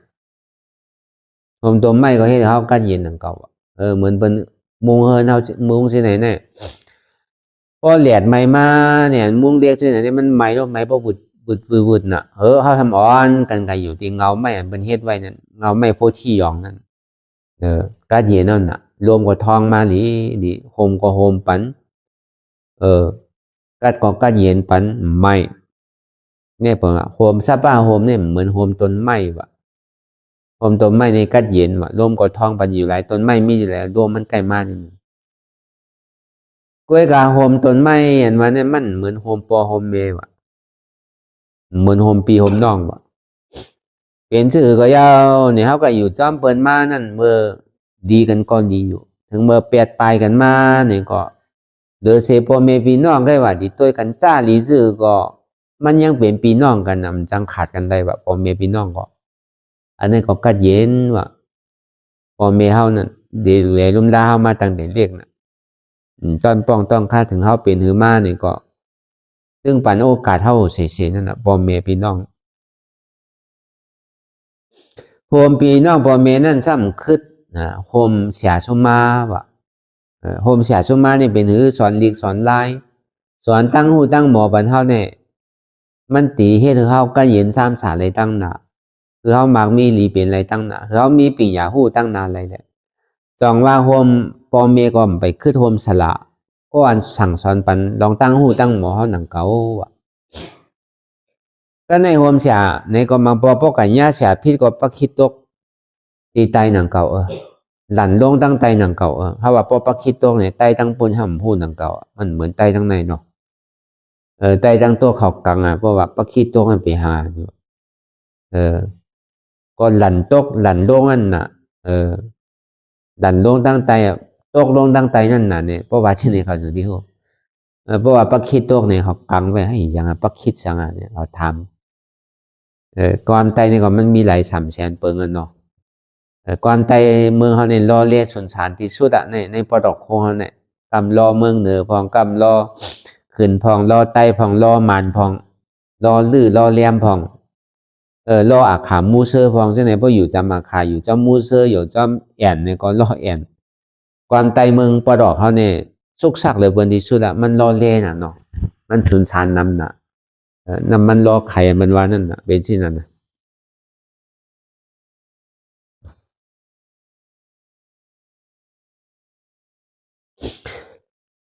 ก็ในโฮมเสียสุมานวันนั้นก็มันคือโฮมขุนว่ะโฮมขุนในการเย็นว่ะก็ภาษาในขุนนั้นวันนั้นเพราะมันโยกยองปันเฮาเนี่ยกล้ามก็ใหญ่โยกยองเฮาเป็นสะเทเนี่ยก็เป็นสะเทคำเดียวโยกยองเฮาเป็นพ้องเมืองเนี่ยก็เลยเป็นพ้องเมืองคำเดียวโยกยองเฮาเป็นขุนซึกเนี่ยก็เลยเป็นขุนซึกคำเดียวอาณาใหญ่เกิดขึ้นมากคำเดียวเพราะขุนเมืองโยกยองเนี่ยกล้วยกากู300,000เปิงเตียนว่ามานั่นในตาดิคึดโฮมพอยโฮมเงาศาสนาพุทธาเนี่ยมีคือที่อันวะก็เมื่อโฮมเงากู300,000เปิงเนี่ยมันจังเฮ็ดให้เฮาตายเกิดวะคุณอันบ้านเนี่ยป้องเมื่อใจล้ำมาได้ก็ใครก่อยก็ก่อยวะใครมีคือก็พอมันเฮ็ดพิธุบัติเดกฎหมายวันเมืองมามันถูกใจคุณมากเนี่ยก็มันดีเต้งเอาเชียงๆว่าเงินคำเนี่ยพานกับคำเดียวนั่นถูกดียับใส่ทองก็ยับถูกดีแฮมก็แฮมแบนว่าจังมีเพลนั่นก็ว่าผมให้ผลคุณนั่นก็เพราะดีว่าผมพ่อยปอเมนั่นเนี่ยปอเมสำนีตายมันตั้งเขาดูเขาดิ่มด้วยเขาอะไรถึงต่อโจนนั่นก็ปีน้องนั่นในก็เหมือนนั่นก็เขาดีตัวเขาก็เป็นมีลูกมีล่างเนาะเป็นเอาพุ่นพ่อนฐานดีตัวลูกตัวล่างตัวปีตัวน้องน่ะตัวเก็บตัวข้าวในก็ตัวอะไรอยู่เป็นพี่เป็นน้องของเซต้าเนี่ยก็ที่คือมันเหมือนอกใจเลยปันกู300,000เพิ่งก็ปันได้ผมพ่อยต้นไม้เนี่ยนะต้นไม้พวกหึงมาเนี่ยมันสั่งถุงมาพอเมื่อผ้าห้องผลหลังมาเนี่ยก็ยุ่มได้นั่นก็ผ้าใกล้ผ่านั่นผมต้นไม้ก็ผมสั่งถุงตายย้อนมันนั่นก็มันห่มไทยโจกแก็บโจกข้าวเหมือนมันไหมพ่นทีเดียวกับห่มได้นั่นก็พอผลก็แห้งใช่ไหมต้นไม้มันอยู่ห่างกล้วยมันสูงห่างกล้วยมันเนี่ยมันติด ตืดจันสายผ้าผ่าสั่งถูกเลยมันผ้าผ่ามากก็ตายนั่งเก่าวันนั้นผมต้นไม้ก็ไม่ได้ว่ากัดเย็นในเต้ๆวะผมพ่อแม่พี่น้องก็ไม่ได้ว่ากัดเย็นในเต้ๆวะผมเสียสุมานั่นเนี่ยก็เหมือนเฮาว่ามาเมื่อเช้านั่นเสียสุมาหลีแต่ก็หลีเพราะมันหลีมาเนี่ยก็เหมือนนั่งเสียสุมาตีอันสอนปันอังกุลิมานนั่นก็เปิดมันปีหยาตั้งหูตั้งหมอมันกัดแขนหนาในเลยเขาขี้แก้มันอ่ะอันจะเป็นดูเคนสอนจำกันนั้นก็ใส่กำปันฉลามันว่าก็เปิดทางละมันก็ซ้ำใกล้ปีหยามันก็ซ้ำหมอเมียฉลาเนี่ยก็ซ้ำอีหลูมันนั่นน่ะเนาะอีหลูมันลูกอ่ะมันจะอีหลูสังหนังเก่าใกล้ๆบ่มีสังก็ใกล้ๆกับปันมันก็ซ้ำข้านเฮ็ดกู300,000เปิงอ่ะเฮ็ดเบียวิจาปันสยามมันเนี่ยซ้ำว่าตัวเนี่ยแต่ปีเจ้าเนี่ยมันบ่อยู่อ่ะใส่ให้ลูกน้องนั่นน่ะเมื่อหูดูปึ้งมันได้ก็มันเป็นสังนะเฮ็ดก็เฮ็ดมากกว่าเพราะมันว่าถึงที่นั้นมากก็มันก็ใครทางพิษมาน่ะดีพอมันตีแหมในก็ซ้ำมันปีหยามันก็ซ้ำฮู้เปิ้นก็ซ้ำตีฮู้ว่าชื่อเสียงมันตีลูกมันแหมตะเปมันขึ้นก็เปิดขางเมใส่แลสังก็เปิดปีหยาตั้งฮู้มันเรียกเช้าป่นแหละชื่อเสียงในที่มัน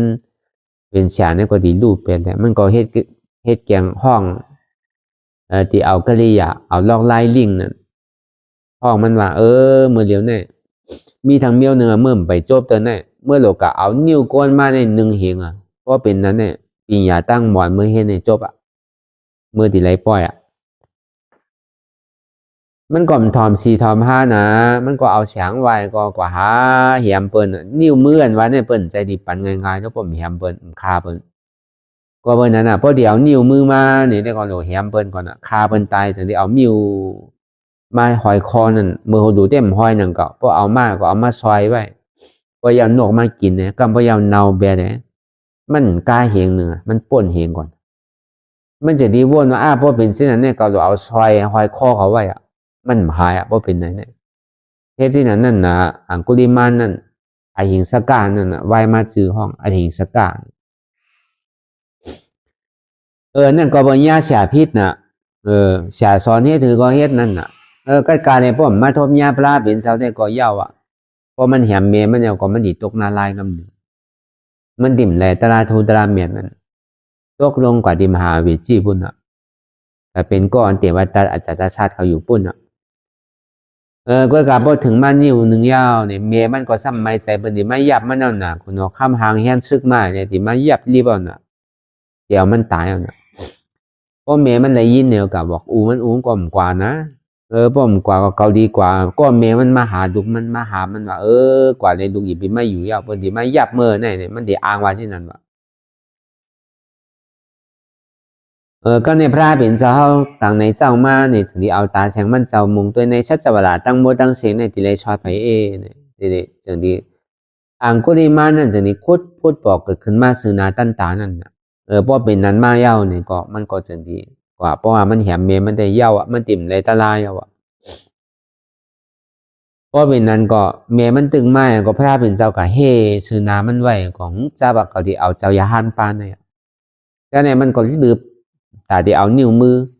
พระเป็นเจ้าก็ว่าพระเป็นเจ้าเป็นมีพุงตะโคโดนเนาะมันก็ดึบตั้งไว้มันเนี่ยง่ายๆนะกุลิมันเนี่ยหนึ่งหยดชนะในกล้ามก็ว่ามันเลียนเนี่ยไว้ก่อนยังใครไว้หรือมากก่อนเนาะมีแห้งเนาะก็ในเหือดูกันเนี่ยขึ้นเลยซ้ำดีกว่าที่อย่างละเรียนป้อมตั้นน่ะเนี่ยว่าที่พระเป็นเจ้าเก่านี่คือเดียวมือไปคือเตือนอย่างเป็นมูลเจ้ามันก่อมไปหัวเป็นพระราชเต้ๆอย่างมาลัดกำเป็ดกำเหรียญเมียวุ่นเจ้าเขามาในศาสนาเป็นพระอันวันนั้นเปิ้นเปียดรู้เนี่ยอันนี้เจ้ามาเปียดเนี่ยจอมใจพระจอมใจผ้าโยจอมเป็นใจเป็นพิคุโยเนี่ยวะจอมใจเป็นบุญเจ้ากาเนี่ยวะกอมเปียดเนี่ยวะอันเก่าเกิดเนี่ยเก่าเกิดจากกิเลสทั้งหมดทั้งเสียงเอาเนี่ยเกิดจากล้อผ้าต่อสามโมหะมันหน้าที่เนี่ยเก่าเกิดเปียดเอาอ่ะอันนี้เก่าเกิดกับวันเนี่ยอันเมื่อมคือในเมื่อยังตึกเหรียญหาอยู่ในล้อผ้าต่อสามโมหะมันหน้าที่ยังตึกเอาบนก้อนนั้นก้อนนาตายอยู่ก็เปิดล้อผ้าคาเลตันนะ กู300,000เปิ้นยังตึงมีอยู่ในก็เปิ้นนั้นในก็ว่ามื้อนี่คือเด้อก็เป็นนั้นก็มันฮู้ตัวก็มันเหลียวอะโลอันก็ลาดต่อมันเหลือในอันเปิ้นว่าพระเป็นเจ้าก็ตำมานี่เป็นศูนย์ในยาวนี่มันก็ยอมตัวมันในพระเป็นเจ้าฮอดาราปันมันในตกเป็นชอตาปานกว่าทีนั้นกำเหลียวย้อนเข้ามาในศาสนาพระเป็นเจ้าก็ห้องออกมาเอฮิปิโกนี่ก็เย็นเป็นเหมือนอย่างเจ้ามันเท60 บาทโหนดเตียนมันมีก็หายกว่าคนโหนดที่มันมีก็หายกว่าโหนดที่มันมีก็หายกว่าฉะนั้นน่ะก็ในก็พระเป็นเจ้าอ่อนมันเอามันกว่าในจ้องจิตอาวุธก็ในคุณเอาข้ามมาจากคุณเอาข้ามประสิทธิกุศลมั่งเนี่ยเอาปัจจุมซึกหามันเนี่ยแต่ดีกว่าหายับอังคุลิมานนั้นมาไวสาพระเป็นเจ้าอันตั้งแล้วก็เปิดมันเจ้าในยุ่มพระเป็นเจ้าพอมาไว้เอาตะกาเขาดีกว่าอะไรนะในขาเขาดีเมื่อยับอันว่าโจรอันมันบอกเอานิ้วมือไปนั่นน่ะอังคุลิมานนั่นว่านั่นน่ะอังคุลิมานนั่นน่ะอ๋อให้นั่นน่ะเนี่ยสังว่าพ่อมาบวชในศาสนารู้มันเฮ็ดให้เอารู้เจ้าขุนเฮาติว่าแค่นดีกะเนี่ยก็เป็นนั้นมาได้เฮาเฮ็ดหยังเฮาปันอาแปดมันสั่งแค่นดีแค่นโจมอ่ะเนี่ยเพราะมันเป็นไรเต้เนี่ยก็แค่นหาที่ว่าเมียไผก็โกนถึงวันนึงเมืองน่ะคุณเอาข้ามยังโกนน่ะมันง่ายๆเนาะในน่ะมีไว้ที่ในน่ะเนี่ยพวกเขาเลยหันบ่ตกใจว่าเป็นนั้นมาเนี่ยก็มันก็จ้างตะล่ามมึงน่ามาเป็นยาหันตานังเขาก็เบิกกะโทษยาฉานเลียนั่นโหหลวงเอาปึ้งมาได้มันยา3ดีพอมาโทษพระเป็นเจ้าก็ยาฉานเดียวน่ะยังจังเป็นยาหันตาในว่าฉานว่าเนี่ยก็มีอันมีหลีมีให้นังเขาก็ในโหมโพยศาสนาวันนั้นมันมีแต่กัดเย็นกันน่ะศาสนาวันนั้นก็การในการศาสนาเนี่ยซ้ำมี2ปึงน่ะการปริยัติในการปฏิบัติการท่าทุลาในวิปัสสนาทุลาในก็การเย็นพอพระเลยสอนในหูนำทำคำสอนเขาเข้าใจในก็การเย็นนั่นก็พออยู่จอมศีลจอมธรรมในก็ป้อมอยู่จอมศีลจอมธรรมในก็มันการเย็นน่ะบุญเจ้าขั้น5เลยก้นเฮิรนก่อนน่ะป้อมอยู่จอมศีลจอมธรรมในเฮ็ดกว่ากาวากาเปลี่ยนขี้เป็ดขี้เหรียญเจ้าในก็มันดีอ่ะปานาธิปาตาเจ้าในก็พิษอาทินาตานาในก็พิษมั่มจังว่าบนจังเมื่อเดียวมันมีนำหนะเงินเปิดมาหลุมมาตาในเช่นไหนก็ลักเอาใส่เอาบอกเนเช่นไหนก็มีโลพอเป็นบนเจ้าเช่นนั้นก็ทำดีหนังเก่าซ้ำพิษเสียนการเมสุมิสาจาราพิษการเมสุมิสาจาราเช่นไหนก็นำโลมูสาวาตามขี้เปียกขี้เลี้ยงในก็นำหนังเก่าสุรามิเลียมาจับประมาณในก็พวกไฮรอดเช่นไหนก็พอเป็นเช่นไหนก็กัดเย็นหนังเก่าเนาะพอมีศีลมีธรรมจอนี้กัดเย็นพออยู่ในศีลในธรรมอะไรเนี่ยจอนี้กัดเย็นโฮมโพยศาสนาจอนี้กัดเย็นพวกก็อยู่องเตียนมันมีศีลมีธรรมดีดูดีตัวหมอไว้อินเตเลเฮ็ดจ้องกันศาสนาการปฏิยัติปฏิวัตินั่นก็เฮ็ดจ้างตึมกำไหนแต่ก็มันก็กัดเย็นอะไรนั่นก็นั่นเปิ่นห้องศาสนาเปิ่นห้องว่าซื้อหือในพวกกินอยู่จ้องกินจ้างไปจ้องแบบอยู่ถาดกินจ้างไปถาดว่ะอยู่ป่าเฮียวกินจ้างไปป่าเฮียวอ่ะอยู่เถินกินจ้างไปเถินก็ว่าเปิ้นห้องวุนเจ้าอ่ะนั่นเปิ้นห้องก้นกินจ้างว่ะก็เปิ้นนั้นในพุทธศาสนาพุทธคำลาเป็นเจ้าในนี่ก็เฮาก็ซ้ำโลเอาญาณปีเฮาหมอเลิกอยู่หมอเลิกโฮมนังเก่าลาลีโฮมก็ซ้ำสั่งถูกก็อ่อนเฮาพี่จอมนังเก่าเมื่อกูบอกนี่มันมีไว้ซื่อมันมีปู่แก่ก้อนนึงว่ะย่าก็ซ้ำมีบุญเจ้าป้านนึงว่ะนะบุญเจ้าป้านนี่ก็ว่าใหญ่อ่ะป้อ1 บาท1 บาทเนี่ยมันจะเป็นก้นเลี้ยงไก่ไว้เลยก็เบิกไก่มันเลี้ยงเนี่ยมันกว่าตั้งแรมเอาก็คายว่ะเพราะว่า1 บาท1 บาทเนี่ยมันแหม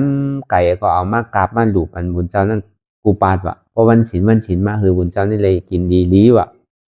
มันก็ซ้ำเลยเฮ็ดกู้โชว่ะมันก็เยี่ยงงานถึงบุญเจ้าอะไรมาเฮ็ดปันว่ะมันใจวัน2 วันเนาะอ่านโหเรือนโหปีมาแต่ก่อนนำไก่นี่ดีตายหลายตัวแต่ก่อนหัวแล้วในบุญเจ้านั่นก็การปริยัติก่อมสอนการปฏิบัติก่อมเห็นว่ะการปฏิบัติก่อมจ้างว่ะก็ในถึงเมื่อตายมานี่ก็ตกนาลายว่ะ ถ้าในตาการมันยามหนูยามต้านนั่นเสียก็ตายว่าสำกับตกหน้าไล่หนังกับวันนั้นมันก็ว่าอย่างนั้นในเมื่อก็อยู่ในเมืองกวนเนี่ยก็เลยหลู่เลยต้านหนูกูสินเนี่ยหลู่บรรวุนเจ้าเขาเนี่ยเปิ้นว่าพ่อหลู่วุนเจ้านี่เลยกู้โซอ่ะที่ไหนเนี่ยให้อย่างนั้นในอย่างก็มาตกหน้าไล่เนี่ยมันก็ห้องหาว่ะก็เนี่ยเพราะมันว่ามาสินั้นอันจ้าเป็นผีไก่มันยามเห็นไว้เนี่ยมันตืดมันว่ะพอมันวนลองตั้งกู้โสมันสำดิใครคืนกันเพราะว่ามันดิใครป่วนมันใครออกบอมันเอากะก็ในอากู้โสเตียนมันได้แหมไก่ไว้นั่นไหนสามารถตืดขามันว่ะนั่นก็เปิดเมื่อแหมเก่าเนี่ยเมื่อแหมก็เปิดว่าเมื่อเฮ็ดกู้โสเนี่ยก็บ่ได้ตายย้อนเมื่อเนี่ยว่ะถ้าเนี่ยมันก็อาโลเฮ็ดจังไหนได้บุญเจ้าในชั้นมีดีแลเนี่ยเขาที่ห้องหามันมาจอยก่อนมันก็ห้องว่าเจ้ามีดีแลล่ะบุญเจ้าเนี่ยที่ยังตะกาเนี่ยว่ะที่ยังเจ้าก็อยู่ที่ไหนในเนี่ยให้มันมาจอยเฮาล่ะเนี่ยเฮ็ดหลู่เมื่อกูเฮ็ดหลู่เจ้ากูสินเนี่ยย้อนเปิดตะกานั่นน่ะหลู่เฮาเนี่ยเฮาบ่ตกหน้าลายเหมือนกันนั่นแหละเขาซ้ำตกเต็มเมื่อทางก่อนนั่นเนี่ยว่ะเพราะเมื่อมันหลู่ก็เต็มตกหน้าลายเนี่ยว่ะย้อนเมื่อหลู่เก่าเนี่ยก็ตกหน้าลายก็เบอร์บุญเจ้าก็ซ้ำเฮ็ดนั่นน่ะเนาะกันตะลาเอาศีลเอาธรรมนั่นน่ะอันนี้ก็หมอมีมาเนี่ยว่ะอันนี้ก็ซ้ำจังเปลี่ยนกว่านั่นจังว่าโฮมพุทธศาสนาพุทธกัมปลาเป็นเจ้านั่นป้อมหมอต้วยเนี่ยมีหูหมอถอมมีตามหมอต้วยจะเนี่ยเนี่ยก็มันก็เฮ็ดให้กัดเย็นนั่นเก่าเฮ็ดให้เฮาทุกข์นั่นเก่านั่นทางที่จะเป็นกุศลเป็นอกุศลทางนี้คืนเมืองสวรรค์จันฟ้าเมืองผีเนี่ยครับตกนารายนั่นน่ะป้อมเลือกตีเลือกตั้งมันเหมือนเจอพันมันก็ป้อมหลีเอาว่าเจอพันสิถึงกับอาชากไปนั่นน่ะเนาะซ้ำกับญาหน้าติ่มลีเนี่ยก็มันก็ติกาวันออกละมันตึงมาออกละลายเอาก็เมื่อนั้นไหนเตียนเท่าไรมาจ้างที่กำตลานั่นเปิงหลวงมันเต้เนี่ยก็ทำมีเนี่ยก็เข้าบ่หันนั่นน่ะอันเท่าว่ามาตั้งเสียงก็มันพอสมควรเนี่ยเตียนเท่าว่าลองเพิ่นหาหลังนั่นก็มันก็แคมน่ะนั่นมันเป็นคันธาหาเปิงนั่นกำเหลียวอ่ะคันธาเก่าเลสังคันธาใหม่เลสังก็อย่าพิเศษร้ายอ่ะใครเกิดใครตายอาทิเปลี่ยนเป็นสิ่งนั้นน่ะอันเก่าก็มันป้อมหลีเอาอ่ะจุ้นเนี่ยฮัดจุ้นเนี่ยอย่าไปหักตัวโกตายอันใหม่เนี่ยก็อย่าพิเศษร้ายอ่ะมันก็เห็นอะไรเต้ค่ายก็เฮิรนหลังไหลก็มันตึงดีทุกข้ามันก็วันนั้นในเลนเนี่ยก็เขาเอาเขาใส่ทำมีเนี่ยก็เขาพอหารทุกข้าทำใจเนี่ยก็เขาผู้ว่าทุกข้าเนี่ยเป็นอนัตตาทำมีหันเนี่ยก็หันเจ็บทำใจหัวเจ็บเนี่ยเป็นอนัตตาทำมีหันว่าใจโหเก่าใจขาเก่าใจมือเก่าใจตัวเก่าใจเก่าใจเจ็บเก่าทำใจนี่เขาบ่ฮู้ว่ามันเป็นอนัตตาเนี่ยก็เขาอ้วนยาวขายามหึงอย่าไปว่าไผอย่าไปว่าเทิงอันหานั้นวนอันหานึงพอผิดเป็นกันกว่าว้วนต่อถึงเจ็บนั่นพอสุดว้วนต่อถึงทุกขานั่นพอสุดแต่ต่อถึงอัตตานั่นพอตกพูดขาดกว่าอะไรที่มันพูดบอกเกิดขึ้นเป็นมานั่นนี่ก็เราหมอวางเป็นอนัตตาอะไรเนี่ย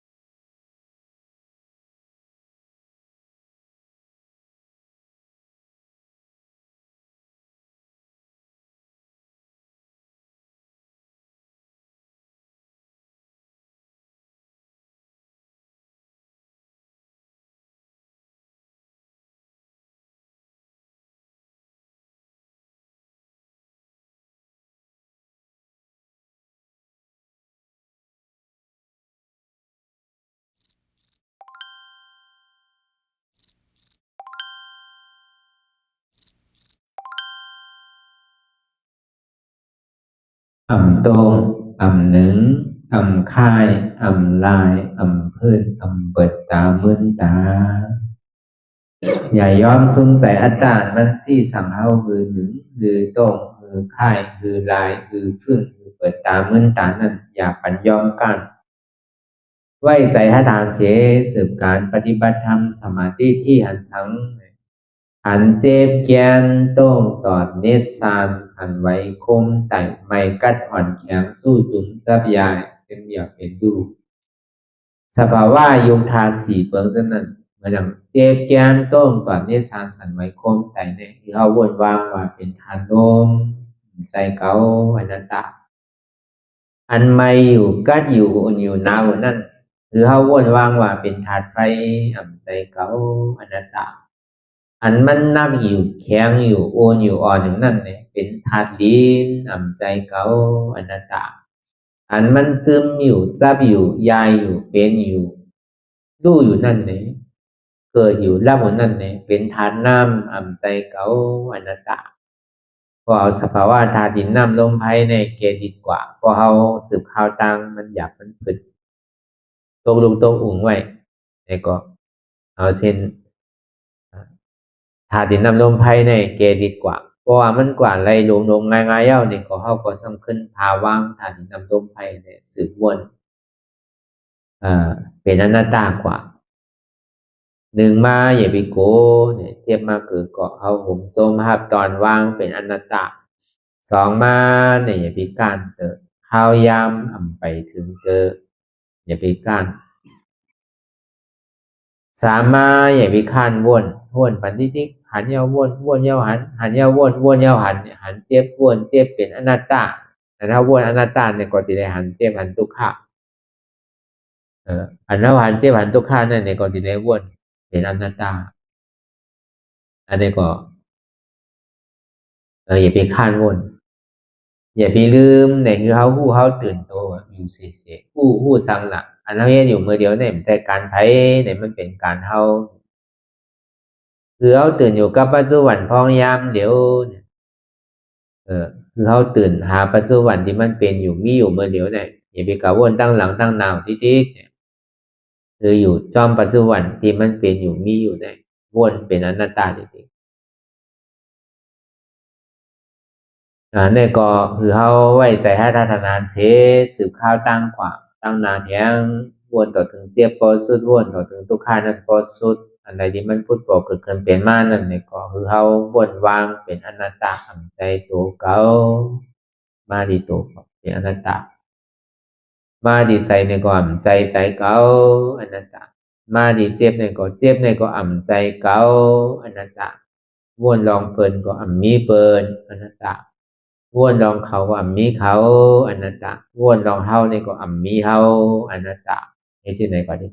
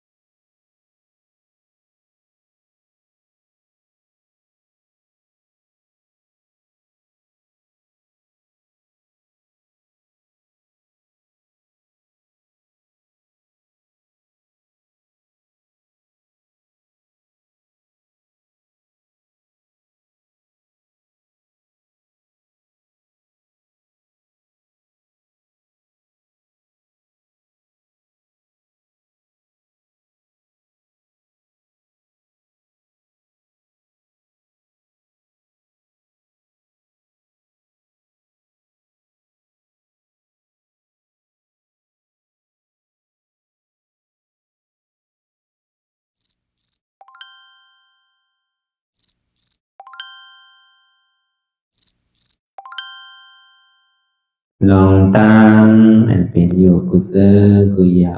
ย้ายข้อมคำไว้ที่ใส่หูถอดถอนออกที่ใส่หูมันออกเสียงก่อนสภาวะอะไรก็ดีลองตั้งอะไรก็ดีอันเกิดขึ้นมาที่อยู่ตัวที่ใส่ที่เจ็บสนั่นถอดถอนออกที่ใส่หูมันออกเสียงสภาวะอยู่ธาตุสี่เปิงสนั่นเจ็บเทียนโตกอดเนตรสั่นไหวโคมไต่ไม่กัดอ่อนแข็งสู้ตุนซับยายจึงหยดเปลี่ยนดูสภาวะอยู่ธาตุสี่เปิงสนั่นตีหนังธาตุกว่าผู้ซับตีอัตตากว่ายึดว่ามีโตมีใสมีเจ็บสนั่นเอาบ่วางเป็นอนัตตาไหลลองแสนพ่องปิวอยู่อันเฮาว่นลึกว่นเลยอยู่เป็นเดิมเป็นลาวอยู่เส้นในสาวถอดถอนออกตีใส่รูมันออกเสียงก่อนยอมกึดยอมออกยอมลงอันเฮ็ดให้เฮายินดียินให้เสื่อมอารมณ์เสื่อมถึงใสถึงคอไว้ตีมันยืดไว้ตีมันเป็นทุกขานั้นปวดปล่อยวางออกที่ใส่หูมันออกเสียงก่อนลองเสื้อเป็นทุกข้าเลยลองย้อนถึงใส่หลายอย่างมันเกิดขึ้นมาตีตัวที่ใส่ตีเสียบสนั่นปวดวางย่อเสียงก่อนก่อยค่ายย้ายลายดึงพื้น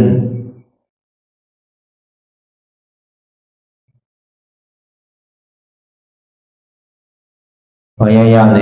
ก่อยเปิดตาลืมตาลอยได้เป็นการปฏิบัติธรรมโคหายอดธรรมอันเกิดขึ้นที่โตที่ใสที่เจ็บอันนั้น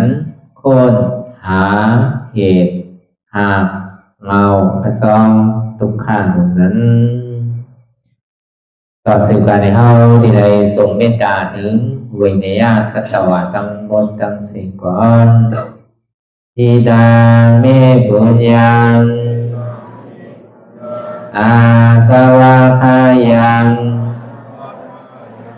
นิพพานังวาหอตุมาปุญญาภากังสเปสัตตา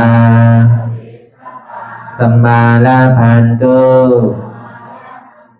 อิตังเมปุญญังอันเฮาคาไลมาตือกรรมปฏิบัติวิปัสสนาภาวนาหาอันยอดธรรมอนัตตาในอาสวะคายังเป็นอันถาสัพตัดแต่นาสวะสีเบิงเสียวแลนิพพานังตีนิพพานันขอดูให้ถึงเสกัมติคามาปุญญาภากังคอนดีอันคามานางวิปัสสนาภาวนาทรงยืดปันสเปสัตตานังเทวปเมสลาญาติกาดึนเคเจอคือใดก็แลจากว่าสัตวาทั้งสิ่งต่างดวงนั้นสมาลาพันตุอะไรพรดีนำกันตั้งเฮาคา tăng sinh sa cam tỳ khà nó sa thu sa thu sa thu ต่อสิกว่าเฮาพระอ่อนกันเนาะพระหลวงที่ปุญญาก็ปันโตอริยเพศเจ้ากูเจ้าก่อนอริยเจ้ากูเจ้าค่ะในยามเมื่อไหร่ก็ดีอันข้าวอ่ำหูเสเลตั้งกามลงสามเปิงไหลวนพิษไหลลาพิษไหลเหตุพิษมาเจอนั้น